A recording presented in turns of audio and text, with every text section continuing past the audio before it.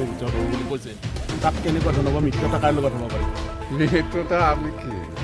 মিত্ৰতা কাৰো লগত নাই এতিয়ালৈকে নাই আমি আজি অলপ আলোচনা কৰিম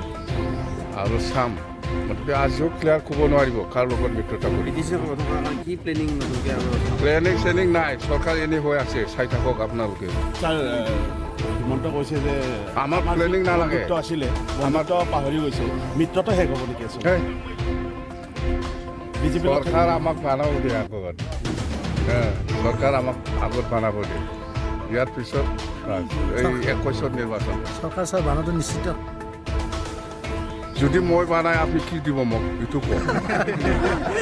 ছাৰ বৰ্তমান BTCৰ মানসিকভাৱে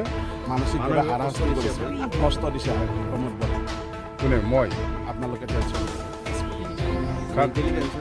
কাক কেছ দিছে নহয় ছাৰ এই যিটো BTC আপোনালোকে গঠন কৰাৰ সম্পৰ্কত কেছ দিছে সেইটো তেওঁক মানসিকভাৱে হাৰাশাস্তি কৰিছে কিন্তু এইবিলাক আইনগতভাৱে যিখিনি ন্যায় পাব লাগে সেইটোকে আমি কেছ দিছোঁ